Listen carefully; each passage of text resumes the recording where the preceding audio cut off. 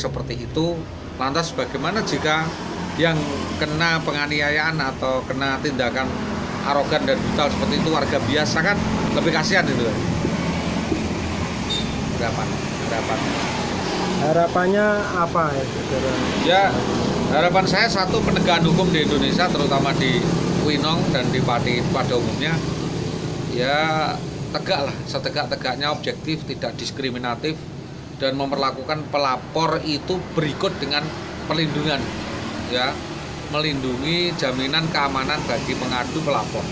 Selama ini maaf ya, pelayanan di Polres Pati sangat longgar, tidak serius dan terkesan diabaikan atau mungkin kurang personel atau kurang profesional. Jadi kritik saya adalah kalau setiap ada pelaporan tolonglah ditanggapi secara serius dan harus dikembangkan. Jadi saya meminta kasus ini dibuka lebar-lebar, siapa otak dalangnya, siapa provokatornya, dan pelakunya untuk ditangkap dan diproses hukum sesuai hukum berlaku di Indonesia.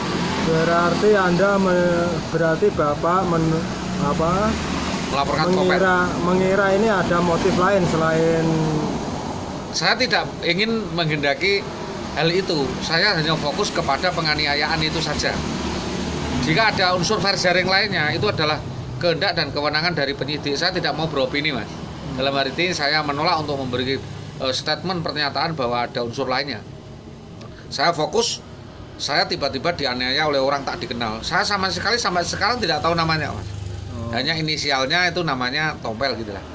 Orangnya itu kalau di desa terkenal namanya Tompel, kalau namanya itu saya tidak tahu. Yang jelas tinggalnya di sebelah desa, ya, di desa di Kecamatan Winong, dari Solo Cadang ya. Nah, unsur lainnya kita tidak tahu, itu silahkan kepolisian yang melakukan pengembangan, dan saya tidak akan mendahului kehendak atau konstruksi hukum yang dibangun oleh penyidik, kan begitu, Mas. Nanti saya beropini dan membuat barang bukti palsu, yang penting saya sebagai korban sudah melaporkan, dan beberapa bukti dan 2 alat bukti maupun saksi-saksi sudah saya sebutkan. Satu diantaranya Sumberharjo, Suriseh, Asih Astuti, dan Mur, satu lagi adalah Sukir. Itu mengetahui penganiayaan dan tidak bisa melerai. Sedangkan saya diantemi atau dipukuli sampai memet ibaratnya, Mas, itu saya tidak menangis dan saya tidak melawan. Saya tidak berdaya, Mas.